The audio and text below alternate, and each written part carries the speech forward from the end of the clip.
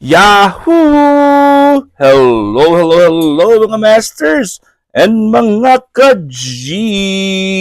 Good morning po sa inyong lahat dyan sa Pilipinas at syempre sa buong Asian countries. At kung saan man kayong lupalop ng ating daigdig, ay hayaan nyo muna kami ni G na batiin po kayo ng good morning, good noon, good afternoon, good evening, at good night na po sa mga handa ng matulog. At syempre, welcome aboard sa ating daily lecture natin about health. Ang ating G and Daddy Health and Lifestyle Tips. Ngayon po ay first day of November. Ayun, November 1 na pala. Woo! Ayun. So, topic po natin is continuation po ng ating lecture kahapon about food versus drugs. So, syempre, food supplementation versus pharmacological medications or drugs o yung mga nireseta ng doktor. So, syempre, balik po tayo dito sa ating topic. Ayan po, as you can see po, ay meron po tayong pictures. Pictures po yan ng mga prutas, at syempre, ng mga gamot, yung mga capsules po dyan. Ayun po ang topic natin. Ayan, di ba? So, ano ba ang ating continuation? Kasi kahapon, yun na rin ating lecture. Importante kasi yun, mga masters and mga ka-G, na malaman natin kung ano po ang mga benefits or ano po yung difference. Di ba? Anong difference po niyan? Okay? So according sa internet lang muna yung source natin kasi yun po ang pinaka easy na natin na ating pwedeng makunan. So drugs, sabi po dito, are pharmacologically active substances that have a particular effect on the body and its function. So meron siyang ang ibig sabihin ng pharmacologically ay when it comes to pharma, it's the study of the effects of chemicals or of certain substances to the body. 'Di ba? May mga ganun 'yan. So ang kailangan nating maintindihan dito na when you say drugs, when we speak about drugs, hindi po siya yung drugs na in-generalize natin na masama sa katawan natin na yung mga illegal substances. So, it's considered a drug, pero there are some substances that are called illegal or prescription drugs. So, yun talaga ay controlled at hindi lahat ng mga pharmacological drugs are controlled. Yung iba dyan is mabibili through over-the-counter at mabibili through prescription. Okay, so may mga levels po yan ng toxicity at may mga levels po yan kung paano po siya sabihin na hindi po siya pwedeng ibilhin lang kahit saan-saan. Di ba mga masters and mga ka-G? Alright, so drugs are pharmacologically active substances that have particular effects on the body and its function. So, they are taken to relieve symptoms and illnesses or for prevention. So, tinitake po yan para ma-relieve. Ang ibig sabihin ng ma-relieve, pansamantalang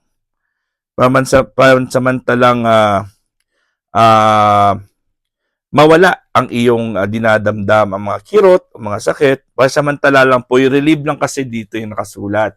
Okay? And, pwede din po siya na mag-prevent. Okay? Pwede siya mag-prevent. So, dietary supplements naman do not have a pharmacological effect. So,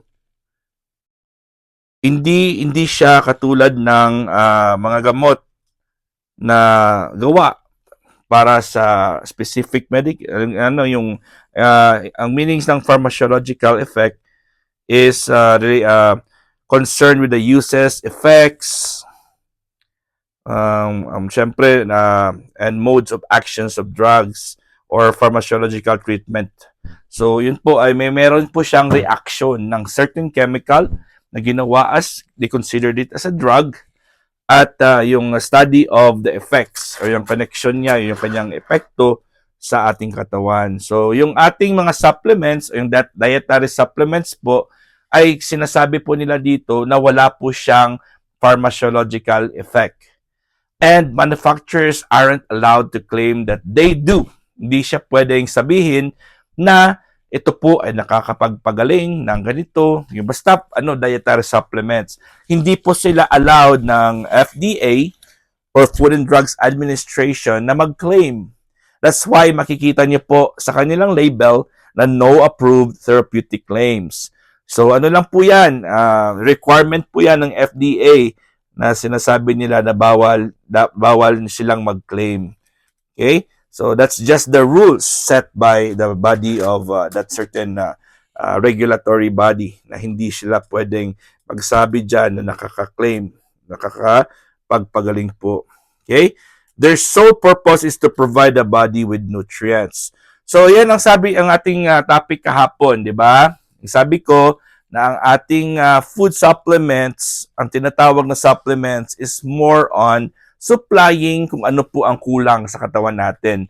Kung ano po yung hindi po available na hindi po natin nabigay for over years ng G natin nakikinigo.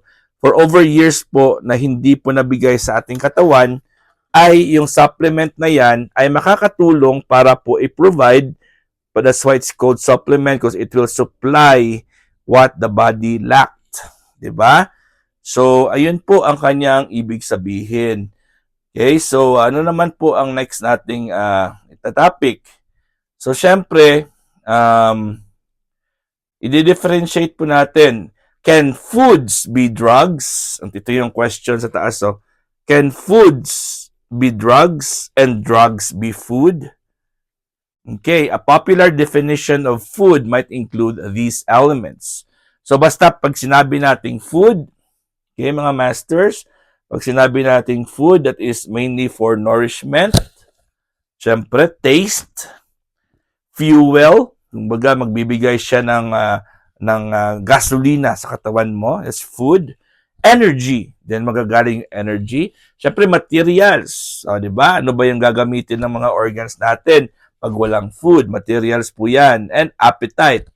O, di ba? Basta pag sinabi nating food, ito po yung marirelate natin sa word na food. Pinakauna, ulitin ko, is nourishment, taste, fuel, energy, materials, and appetite. Okay? Similarly, popular definition of drug might engage. Ito naman po ang definition ng drug, pharmacologically made na mga gamot. Medical treatment. Ito po, medical treatment. Ito lang muna i-focus natin. Okay? Decreasing symptoms and changing risk factors of illness. So, of course, common sense, it's used for medical treatment ng mga drugs. At pinapababa nila ang symptoms, pinapababa lang po ito po yung kanilang decreasing symptoms. So halimbawa, masakit yung ulo mo, so pag tinetake mo yan, ay mawawala pansamantala or magbababa muna ang symptoms, medyo maglo-lower down mawawala for the meantime ang sakit ng ulo. Changing risk factors of illness. So halimbawa, may infection. So before po siya na mag-sepsis or mag-spread sa iyong circulation, pag tinake mo yan ay syempre i-delay niya or i-make sure niya na may antibiotics. So yung katawan natin ay magpadala po ng army para po i-battle, i-combat po yan. Yun po at mga vaccines or mga ganun, mga immunizations, sila po ang nag-change ng risk factors of illness. Okay, these different areas sound pretty separable. Okay, hindi sila pareho, mga masters and mga ka-G. Yet sometimes they are not. Okay? Sorry, at medyo bitin yung ating screen. All right. Some foods are felt to be healthy, as in the present interest in dietary vegetables. So may mga food, syempre, na healthy. And pretty much, everyone knows that drugs even safe drugs, kahit na sinasabi pa nilang safe drugs, like, ito mo, example lang ha, Tylenol, ito po ay very deadly. It can be deadly. Pwede siya cause ng other problems. Why we have to term side effects? Why we have the term side effects? Bakit po na meron tayong tinatawag na side effects? Maraming mga gamot dyan ay nag-change or nag-alter ng ating appetite. Okay? So many drugs change appetite, and foods frequently shift drug absorption, changing their effects. So meron po siyang mga effects na mangyayari sa katawan natin, nag-i-alter niya or pinapalitan niya pong ang ating mga mood, ang ating feelings, ang ating temperature, or may mga chemicals dyan na nag-alter ng ating perception. Kumbaga, ang iba dyan ay pinapababa niya yung mood mo, yung iba dyan pinapalakas yung appetite mo. Yet, psychologically and cognitively, foods and drugs are very different. Ibang-iba po sila, mga masters. So, ito po ang i-lecture natin ulit bukas.